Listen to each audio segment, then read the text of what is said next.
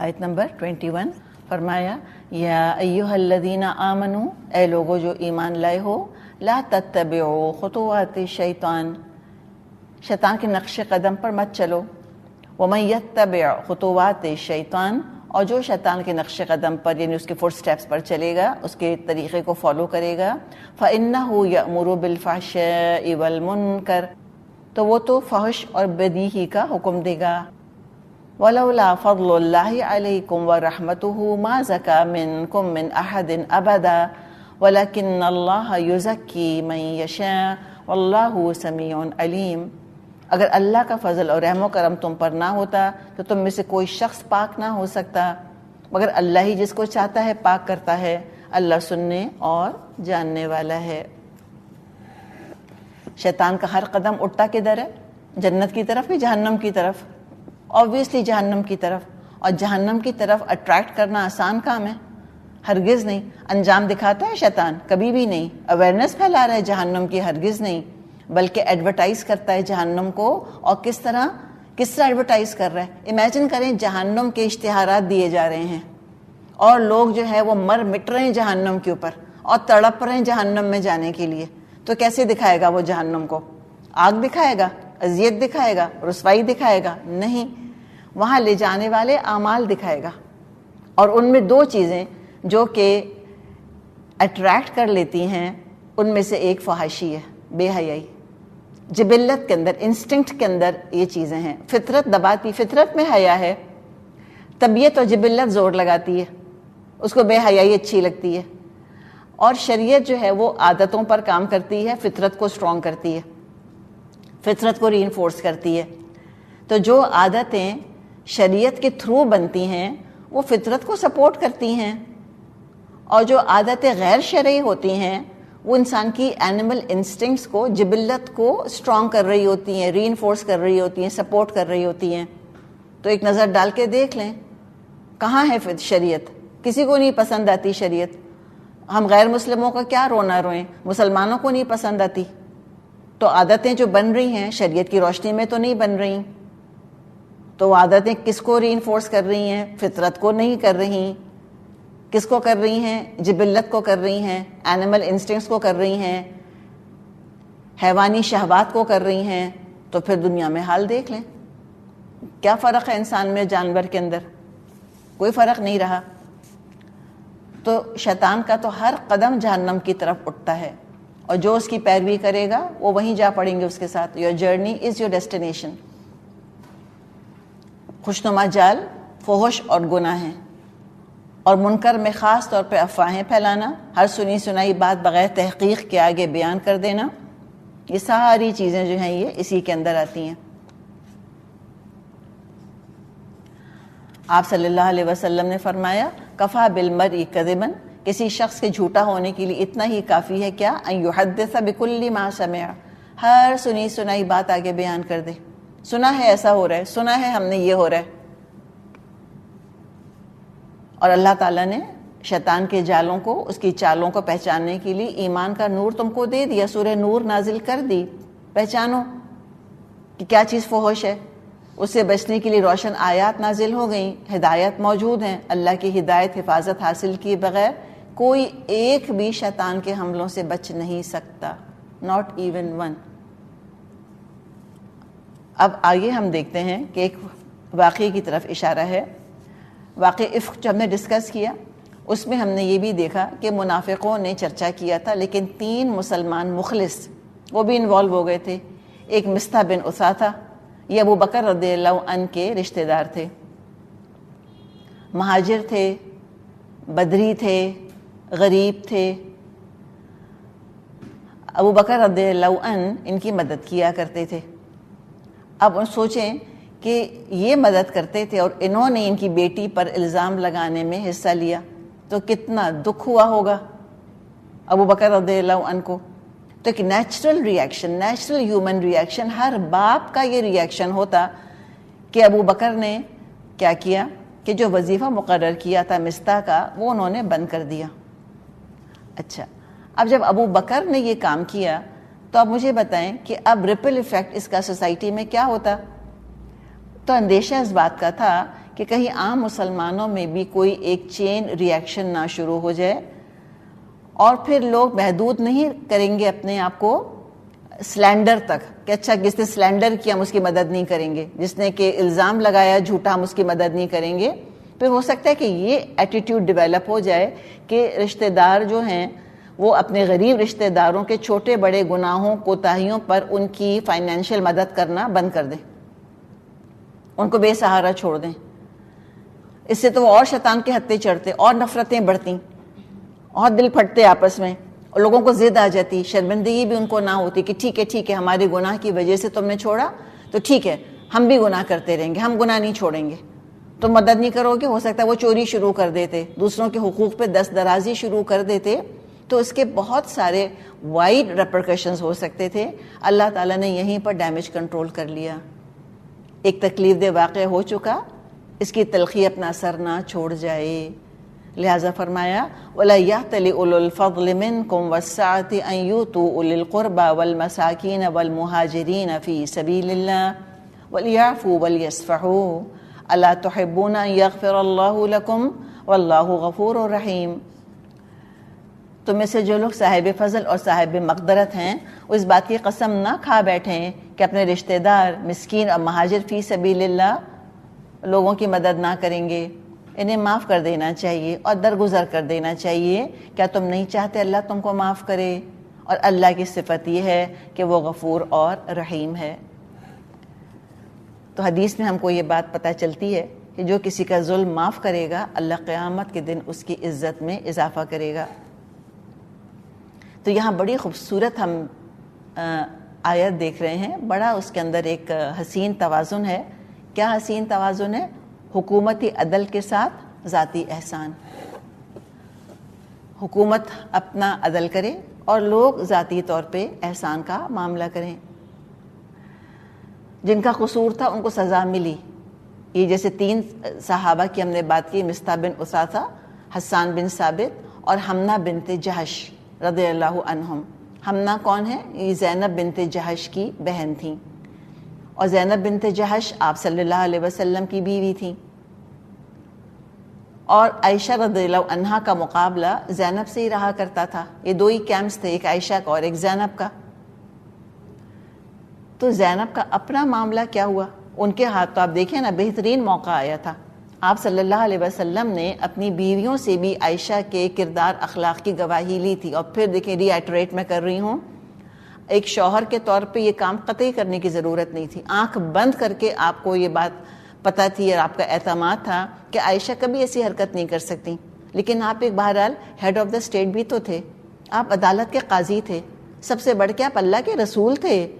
تو آپ کو تو ایک طریقہ اسٹیبلش کرنا تھا، آپ کو تو ایک پالیسی بنانی تھی، آپ کو تو طریقہ لوگوں تک پہنچا دینا تھا کہ اگر کسی کی بیوی پر الزام لگے تو اس کو خود قتل نہیں کرے گا، جا کر ہر الزام سن کے یقین نہیں کرے گا. یہ تحقیق کا طریقہ ہوگا، کول ہیڈڈلی، ٹھنڈے دل کے ساتھ اس طرح معاملے کو سٹیپ بائی سٹیپ دیکھنا ہوگا. اور یہ ازیوم کرنا ہوگا کہ جو کہا جا رہا ہے اس کے اندر ہو سکتا ہے حقیقت ہے، اور یہ ازیوم کرنا ہوگا کہ جس پر الزام لگ رہا ہے وہ الزام غلط ہے. اور ان دونوں کو بیلنس کر کے پھر بالکل ایک لاجیکل طریقے سے، ایک سائنٹیفک طریقے سے، اور جو کہ لا کا طریقہ ہوتا ہے اس حساب سے تحقیق کرنی ہے. یہ آپ کا کام تھا. تو آپ نے اپنی بیویوں سے بھی پوچھا، گواہیاں آپ نے اسٹیبلش کری. ہر قاضی یہ کام کرتا ہے. کسی نے ایک لفظ نہیں کہا عائشہ کے خلاف. بہترین موقع تھا. زینب سے آپ نے پوچھا، آپ نے کہا سوائے خیر کے میں نے تو کچھ نہیں دیکھا. اور کہا زینب نے کہ میں تو اپنی آنکھیں اور اپنے کان کھلی رکھتی ہوں، یعنی کہ میں ایسی نہیں ہوں کہ میں گھر میں بیٹھی ہوں تو مجھے پتا کچھ نہیں. کہ مجھے پتا ہے. اور پھر کہا یہ اپنا کہہ کر کہ میں اپنے کان اپنی آنکھیں کھلی رکھتی ہوں، پھر کہا کہ عائشہ میں تو خیر ہی خیر ہے. یہ آپ دیکھیں یہ لیول تھا ان کے پائٹی کا اور ان کے تقوی کا. تبھی تو ازواج مطہرات تھیں، اللہ نے ان کو پاکیزہ کیا تھا. وہ کیسے اخلاقی گندگی میں ملوث ہو سکتی تھیں؟ ان کی زبانوں نے یہ گندے الفاظ نہیں اٹھائے تھے. بھرپور دفاع کیا انہوں نے عائشہ کا.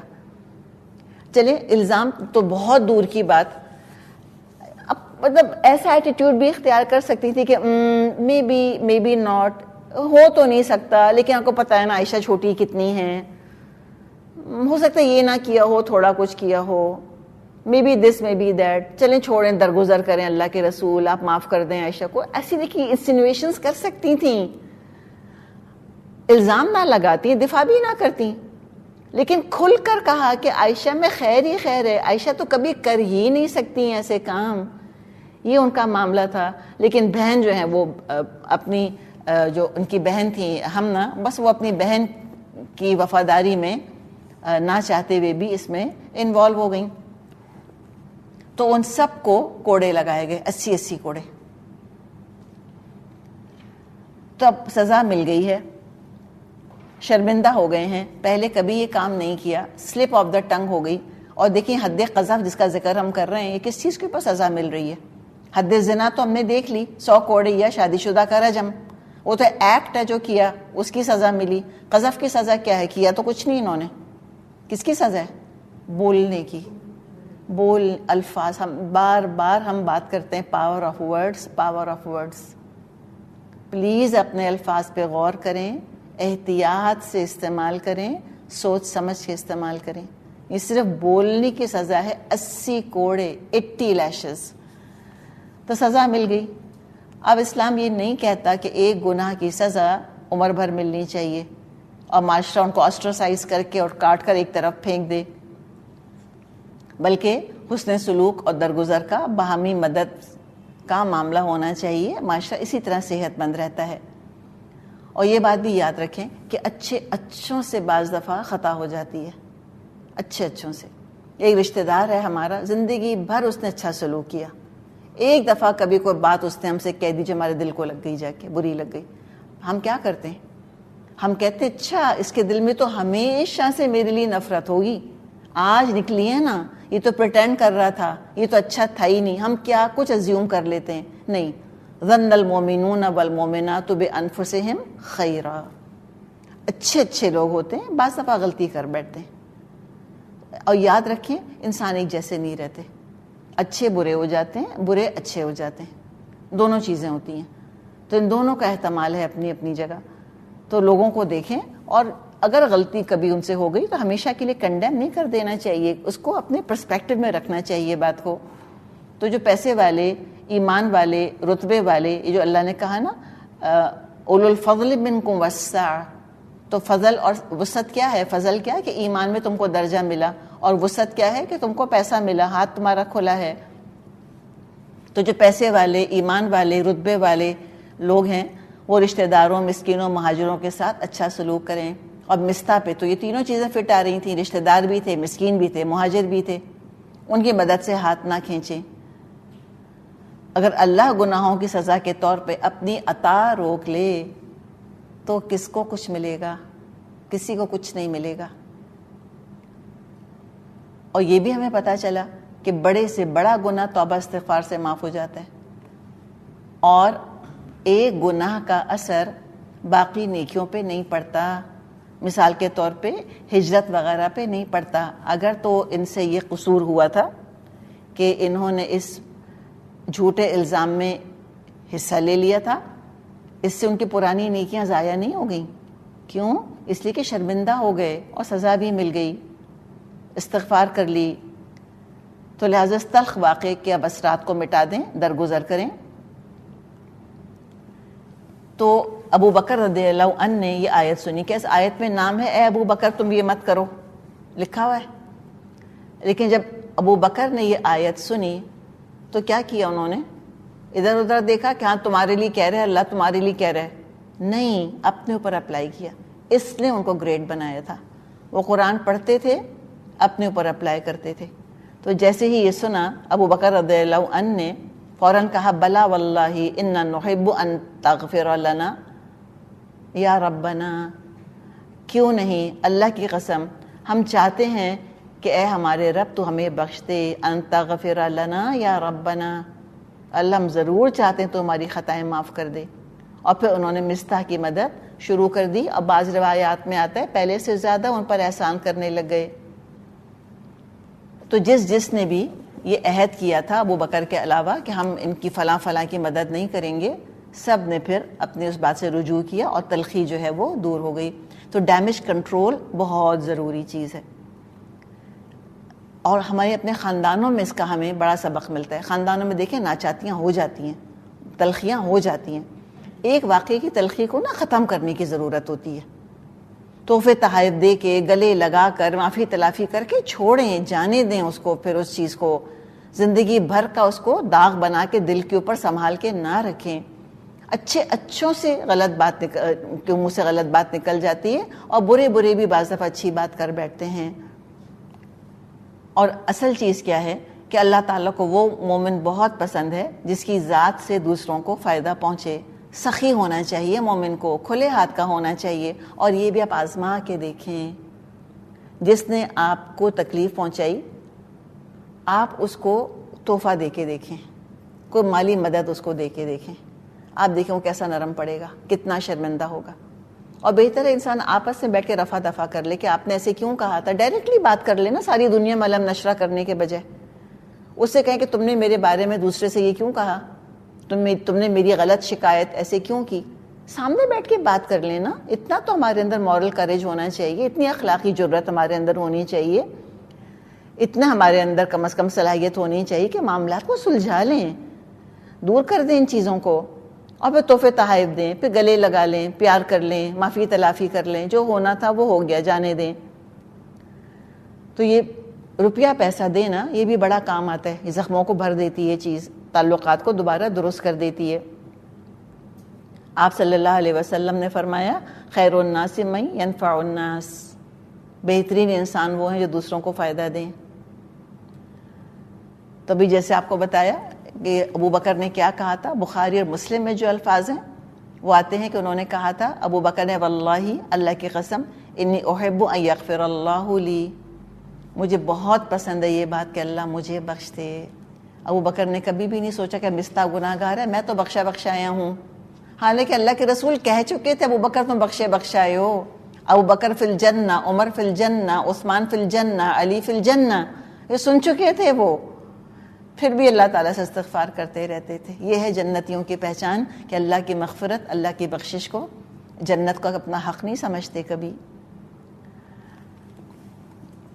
کتنی پیاری بات ہے. وَلْيَعْفُوا وَلْيَصْفَحُوا, دل پہ لکھ لیں میں اور آپ. اور ایک عورت ہونے کے ناطے دیکھیں خاندان میں اور آپ چلاتی ہیں, اور سچی بات ہے کہ اپنے مردوں کے کان میں ہم پھونکتی ہیں باتیں, سچی بات ہے. اور بیوی, ایک بیوی ہونے کے ناطے اور ماں ہونے کے ناطے, یہ دو رشتے میں آپ کو بتا دوں یہ بڑے انفلوئنشل ہیں. اگر مائیں اور بیویاں ٹھیک ہو جائیں خاندان بڑے اسموتھ چلیں. ان دو رشتوں میں جو خواتین بندھی ہوئی ہیں ان کے ظرف اعلیٰ ہو جائیں تو پھر آپ دیکھیں خاندان کتنے اچھے چلیں گے. ماں جو اپنے بیٹے کے کان میں ڈالتی ہے اس کے دل تک بات پہنچتی ہے, بیوی جو شوہر کے کان میں ڈالتی ہے دل تک بات پہنچتی ہے, اور پھر وہ رویے میں ظاہر ہوتی ہے. ماں چاہے تو بیوی سے دل ہٹا دے اپنے بیٹے کا, بیوی چاہے تو ماں سے دل ہٹا دے اپنے شوہر کا, کر سکتی ہے. لیکن میں اور آپ خاندان توڑنے کے لیے نہیں آئی ہیں, میں اور آپ خاندان چلانے کے لیے آئی ہیں. تو اگر ماں نہیں ہے, بیوی نہیں ہے, بہن ہے, بیٹی ہیں, خاندانوں کو نبھائیں. وَلْيَعْفُوا وَلْيَصْفَحُوا, اس کو لکھ لیں دل کے اوپر. اور دل نہ مانے تو آگے اللہ نے کہا الا تحبون, کیا تم کو پسند نہیں, ان یغفر اللہ لکم, ان یغفر اللہ لکم, کہ اللہ تم کو معاف کرے. ہے ہم میں سے کوئی جس نے کبھی کوئی غلطی نہ کی ہو, کسی کا حق کبھی نہ مارا ہو, کبھی دل نہ دکھایا ہو کسی کا ہم نے, ہے کوئی ہم میں سے ایسا؟ کوئی بھی ایسا نہیں. تو ہم چاہتے ہیں اللہ میں معاف کرے. واللہ غفور الرحیم, اور اللہ تو ہے ہی بہت غفور اور بہت رحیم. اور اللہ چاہتا ہے کہ انسانوں میں بھی یہ صفت پیدا ہو اور وہ آپس میں عفو اور درگزر کا معاملہ کریں, جانے دیا کریں, لٹک نہ جائیں چیز کے ساتھ. کبھی میں اور آپ یہ بات نہ کہیں کہ میں تو فلاں کی ذاتی کبھی نہیں بھول سکتی, میں تو فلاں کو کبھی معاف نہیں کروں گی. ایک لحظے کو رک کر سوچیں کہ اگر اللہ نے بھی میرے لیے یہی فیصلہ کر لیا کہ میں بھی اس کو پھر کبھی معاف نہیں کروں گا, تو مجھے بتائیں میرا آپ کا کیا ہوگا. ایکچولی ہم مظلوم جب بنتے ہیں تو ہمیں اپنی ظلم یاد نہیں رہتے, تبھی ہم اس قدر ہولیا دنداؤ اور اتنے سیلف رائچس بنتے ہیں کہ ساری دنیا نے مجھ کو ہی تنگ کیا اور میری زبان نے کیا کیا لوگوں پر آگ برسائی تھی وہ ہمیں یاد نہیں رہتی ایٹ ٹائمس. تو اتنے بھولے نہ بنے میں اور آپ, اللہ سے معافی مانگیں. اور طریقہ کیا ہے, درگزر کا معاملہ کریں. اور خود دیکھیں, میں آپ سے کہتی ہوں کہ کسی کو فائدہ ہو یا نہ ہو، اصلاح ہو نہ ہو، اپنا دل بڑا ٹھنڈا رہتا ہے بھائی، اپنے دل پہ مرہم آ جاتا ہے کسی کو معاف کر کے کہ میں نے جانے دیا، میں نے معاف کیا، میں کوئی بدلہ نہیں لے رہی، اللہ میں نے معاف کیا، اللہ تو معاف کرے، اللہ تو بھی بخش دے اس کو، بس لیٹ بائی گونس بی بائی گونس، جانے دیں. پھر دیکھیں دل کتنا ٹھنڈا ہوگا، اور جتنا دل ٹھنڈا ہوگا نا اتنا مزاج اچھا ہوگا، جتنا مزاج اچھا ہوگا اتنی زبان اچھی ہوگی انشاءاللہ تعالی. نیکیوں میں آگے بڑھیں گے انشاءاللہ میں اور آپ. کتنا رہنا ہے دنیا میں، چھوڑیں، بدلے لینے کی جگہ تھوڑی ہے، یہ تو جنت کمانے کی جگہ ہے. اور احتیاط رکھیں، دوسروں پہ الزامات نہ لگائیں. ان الذين يرمون المحصنات الغافلات المؤمنات لعنوا في الدنيا والآخرة ولهم عذاب عظیم. جو لوگ پاک دامن بے خبر مومن عورتوں پر تہمتیں لگاتے ہیں ان پر دنیا اور آخرت میں لعنت کی گئی اور ان کے لیے بڑا عذاب ہوگا.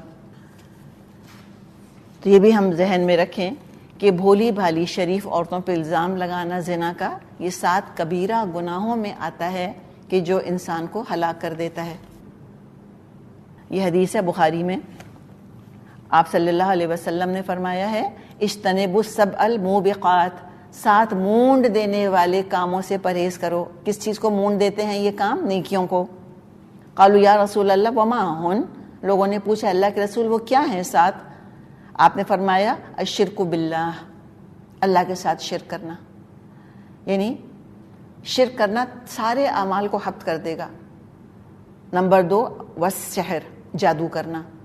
اگر جادو کیا، توبہ نہیں کی، کوئی عمل ہوتا رہے اعمال نامے کے اندر، حج اور عمرے اور پردے اور تہجدیں اور صدقے اور خیرات، ہر چیز حبط ہو کے رہ جائے گی. موبقات، مونڈ دے گا جادو کرنا کسی کے اوپر.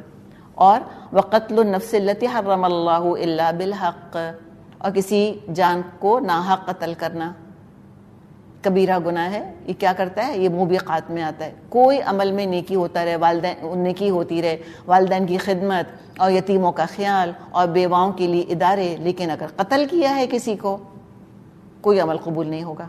وَأَكْلُ الرِّبَا، اور سود کھانا، سود کھانا موبقات میں ہے. وَأَكْلُ مَالِ الْيَتِيمِ، اور یتیم کا مال کھا لینا. اور وَالتَّوَلِّيَ يَوْمَ الزَّحْفِ، اور جنگ کے دن میدان جنگ سے بھاگ جانا پیٹ پھیر کر.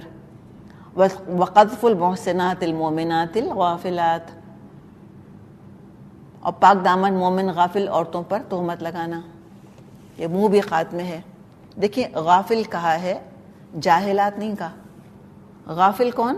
کہ جو خود سکینڈل وغیرہ کی باتوں میں نہیں پڑتی. اچھا دیکھیں عائشہ رضی اللہ عنہا کو اگر ہم دیکھیں، وہ خود کبھی ایسی باتیں کرتی نہیں ہوں گی، obviously نہیں کرتی تھیں، تو ان سے بھی کوئی آگے پھر ایسی باتیں نہیں کرتا تھا.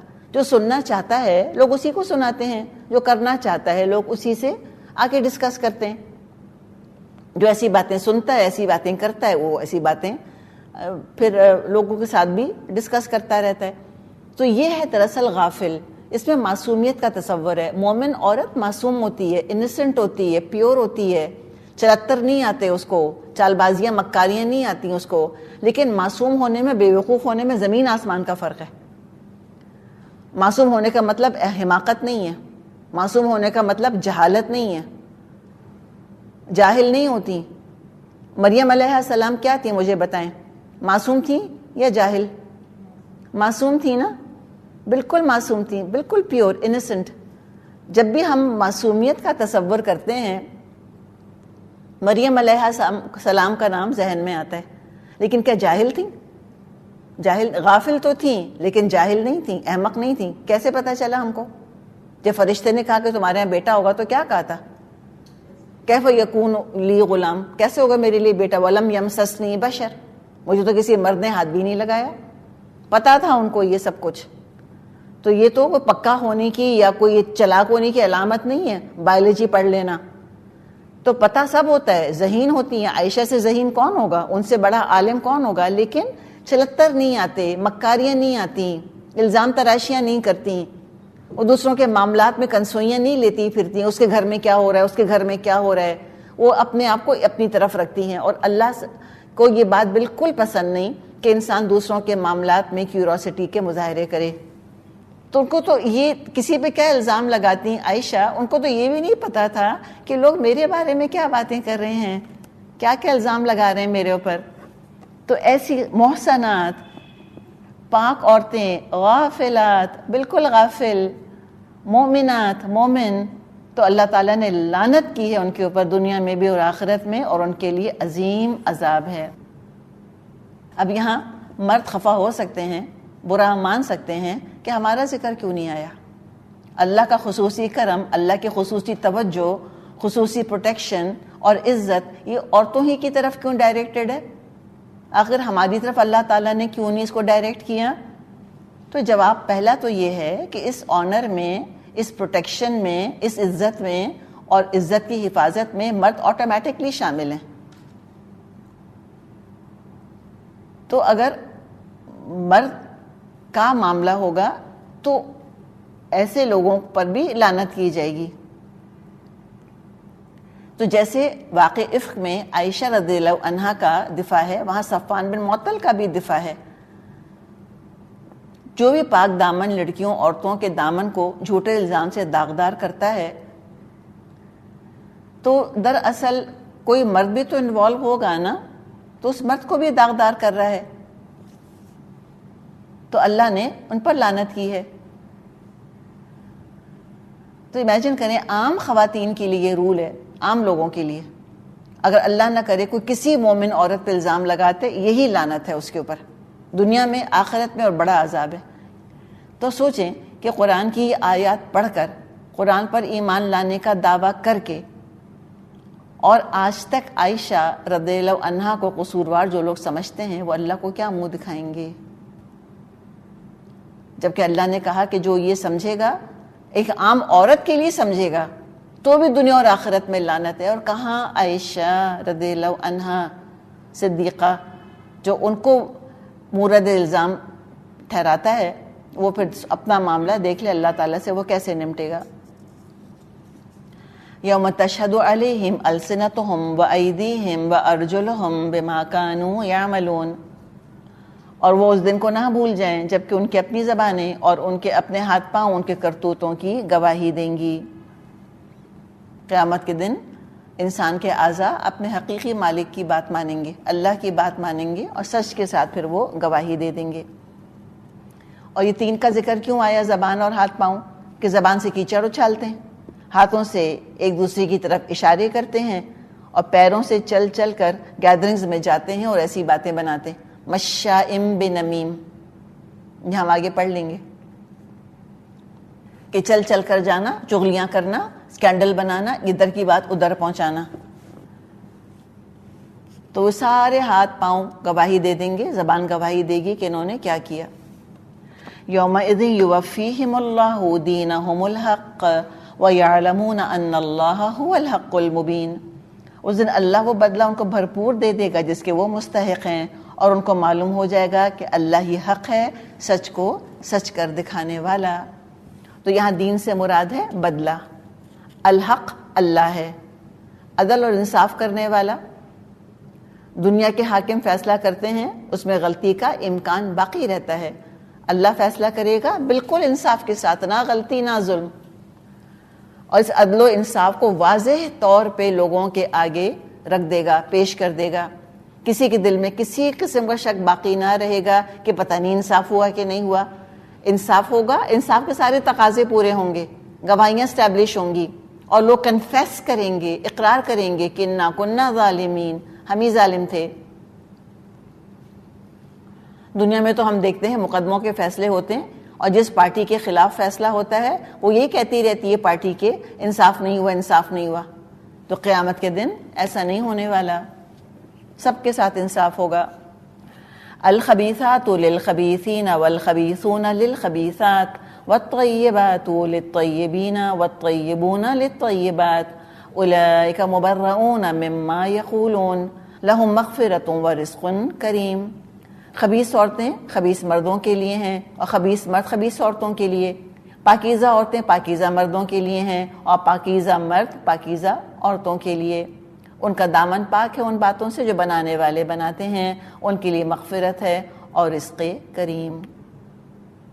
اچھا، اب یہ آیت ہے جس سے کہ لوگوں میں کچھ کنفیوژن ڈیولپ ہو جاتا ہے کہ نہیں، ہم تو دنیا میں دیکھتے ہیں کہ بیوی بالکل سویٹ، سیدھی سادی، معصوم، پاک دامن، پاک کردار والی، اور میاں جو ہے وہ آوارہ اور بد کردار، نظر بازی کرتا ہے اور ادھر ادھر حرکتیں کرتا پھرتا ہے اور بالکل اچھے کردار کا نہیں ہے۔ بعض دفعہ مرد بڑا نیک ہوتا ہے، شوہر بڑا شریف بہت اچھا ہوتا ہے، بیوی بد کردار ہوتی ہے، اس کے اندر ٹینڈنسیز ہوتی ہیں زنا کی طرف، یہ دنیا میں ہوتا ہے۔ تو یہ مطلب نہیں ہے یہاں پر، یہ شادی کا ذکر نہیں کیا جا رہا کہ اچھے لوگوں کی شادی صرف اچھے ہی لوگوں سے ہوگی اور برے لوگوں کی شادی صرف برے لوگوں سے ہوگی، پھر تو معاشرہ بالکل دو حصوں میں ڈیوائیڈ ہو جاتا، ایک پاک لوگوں کا محلہ، ایک ناپاک لوگوں کا محلہ۔ ایسا نہیں ہوتا۔ اس کا مطلب یہ شادی انسٹیٹیوشن آف میرج کی بات نہیں کی جا رہی یہاں پر۔ پھر کیا بات کی جا رہی ہے؟ نمبر 1 بات یہ کی جا رہی ہے کہ جو گندے مرد یا گندی عورت ہوتی ہے، خبیث، جس کو زنا اچھا لگتا ہے، بد کرداری، بے حیائی اچھی لگتی ہے، وہ چاہتے ہیں کہ ایسے ہی لوگوں کے ساتھ ان کا اٹھنا بیٹھنا ہو، وہ اسی سرکل میں، اسی دائرے کے اندر رہتے ہیں۔ ایک مرد زنا کرنا چاہتا ہے، مجھے بتائیں پاک دامن عورت ملے گی اس کو؟ کبھی بھی نہیں ملے گی، ایکسیس ہی نہیں ہوگی۔ کیسی عورت ملے گی؟ جو خود تیار ہے، جو اس نے پیشہ بنایا ہوا ہے، یا وہ اپنے آپ کو آفر کر رہی ہے اور وہ اویلیبل کر رہی ہے اپنے آپ کو، وہی ملے گی۔ عورت زنا کرنا چاہتی ہے، متقی، پرہیزگار، مومن مرد ملے گا اس کو؟ سورہ یوسف میں جو عزیز مصر کی بیوی تھی، سر پٹخ کے رہ گئی نا، قابو نہ کر سکی یوسف علیہ السلام کو۔ تو خبیث عورتوں کو پاک دامن مرد نہیں ملتے۔ اور کمپنی اور صحبت بھی آپ دیکھیں کہ ایسے لوگوں کو پھر گندے لوگ ہی اچھے لگتے ہیں، انہی میں اٹھتے بیٹھتے ہیں وہ۔ ہم اپنے معاشرے کے اندر دیکھتے ہیں کہ بڑے بڑے بد کردار مرد ہوتے ہیں، لیکن ایک بیوی ان کی ضرور گاؤں وغیرہ میں ایک شریف خاندانی عورت سے شادی تو کرتے ہیں۔ یہ بس ایک ان کا ایک طریقہ ہے ایک معاشرے کے اندر سر اٹھا کر جینے کا، اور اس کے بعد وقت اپنا ادھر ادھر گزارتے ہیں ایسی خواتین کے ساتھ جن کے کردار کا، اخلاق کا کچھ اتا پتہ نہیں ہوتا۔ تو ایک تو یہ بات کہ نیچرل رجحان، نیچرل ٹینڈنسی ایسوں ہی کی طرف ہوگی۔ جو عورت یا جو مرد بد کردار ہے، جوا کھیلنا چاہتا ہے، شراب پینا چاہتا ہے، شرابیوں کو اپنے گھر بلانا چاہتا ہے، ڈرنکنگ کی مجلسیں جو ہے وہ نافذ کرنا چاہتا ہے، رقص ہے اور موسیقی ہے اور اعضاء کی شاعری ہے، تو وہ کبھی چاہے گا اسی بیوی اس کو روکے؟ ایسا مرد چاہے گا؟ کبھی بھی نہیں چاہے گا۔ اس کو وہ اچھی نہیں لگے گی، ہوگی تو صحیح لیکن کبھی ریپو نہیں بنے گی اس کے ساتھ، وہ اس کے بچوں کی ماں بن جائے گی، اس کے دل کی ملکہ کبھی نہیں بن سکے گی، نیور۔ اسی طرح ایک عورت جو کہ یہ سارے کام کرنا چاہتی ہے، شوہر اس کا کتنا بھی اچھا ہوگا، اچھا لگے گا کیا اس کو؟ کبھی بھی اچھا نہیں لگے گا کہ وہ کہے گا کہ تم سب کے سامنے مت ناچو، تم اپنا جسم اس طرح مت کھولو سب کے سامنے، تم اتنے چست کپڑے نہیں پہنو، تم مردوں کے ساتھ اس قدر اداؤں کے ساتھ بات مت کرو، تم شراب مت پیو۔ تو اچھا لگے گا ایسا شوہر اس کو؟ کبھی بھی اچھا نہیں لگے گا۔ وہ مرد اچھا لگے گا جو اس کو کھلی اجازت دے دے کہ جاؤ کھل کر کھیلو، جو مرضی کرو۔ اور ہم آج دیکھ رہے ہیں دنیا میں اوپن میرجز کے نام پہ کچھ شادیاں ہیں، شادی کر لیتے ہیں ایک مرد اور عورت آپس میں، لیکن کہتے ہیں اٹس این اوپن میرج۔ اگر مجھے کوئی پسند آ گیا میں اس کے ساتھ جا کے سو جاؤں گی، تمہیں کوئی پسند آ گئی تم جا کے سو جانا، پھر واپس ہم دونوں مل جائیں گے آ کر، پھر ہم دونوں ساتھ سو جائیں گے۔ اب یہ خباثت نہیں ہے تو اور کیا ہے پھر؟ تو یہ بتایا گیا ہے بیسیکلی کہ رجحان ان کا اسی طرف ہوتا ہے، اور جو پاکیزہ ہوتے ہیں ان کا رجحان پاکیزہ کی طرف ہوتا ہے۔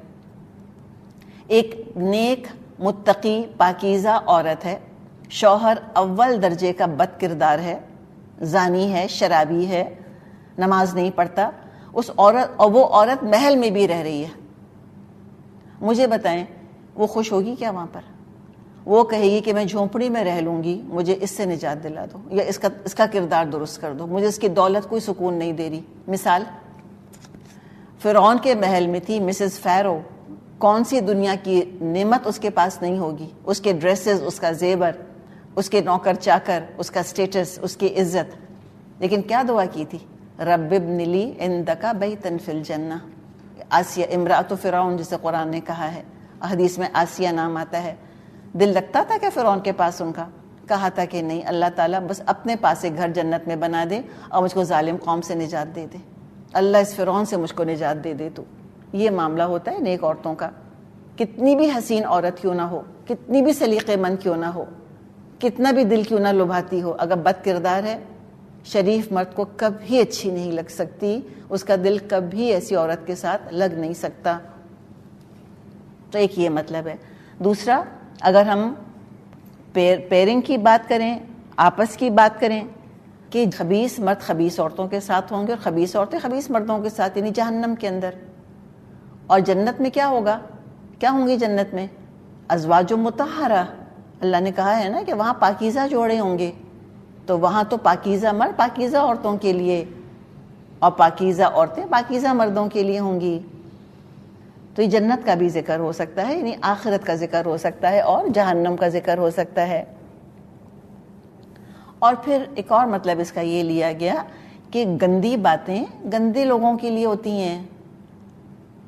الخبیثات سے مراد ہے گندی باتیں، یہ تو خبیث لوگوں کے لیے ہیں جو کھلم کھلا برائیاں کرتے پھرتے ہیں، فحاشی کا کھلم کھلا جو ارتکاب کرتے ہیں، ان کے لیے گندی باتیں کی جائیں تو جسٹیفائڈ ہے ایک طرح سے۔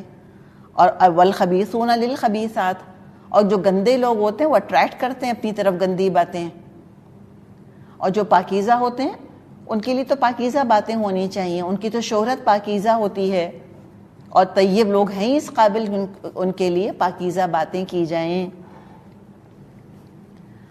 تو باتیں ہیں، شہرت ہے، اور پھر انجام، خبیث لوگوں کا خبیث انجام ہوگا، پاک لوگوں کا پاک انجام ہوگا۔ تو کئی مطلب کئی اس کے نوانسز ہیں اس ایک آیت کے، ہم تو اس کو بہت بعض دفعہ سمپلی لے لیتے ہیں، پھر ہم کنفیوز ہو جاتے ہیں کہ اللہ تو یہ کہہ رہا ہے، حالانکہ دنیا میں تو ایسا نہیں ہوتا۔ بڑی بڑی شریف لڑکیوں کی شادیاں بہت برے برے مردوں سے ہو جاتی ہیں، ماں باپ دیکھتے ہی نہیں، بس انہوں نے ڈگری دیکھ لی یا انہوں نے نوکری دیکھ لی یا تنخواہ دیکھ لی، اور یہ دیکھا ہی نہیں کہ اچھا یہ لڑکا جو ہے یہ کرتوت کیا ہیں اس کے، کیا کرتا پھرتا ہے یہ معاملہ ہو جاتا ہے۔ تو واقعی پھر لوگ کنفیوز ہوتے ہیں، تو اللہ کرے کنفیوژن ہمارا دور ہو گیا ہو۔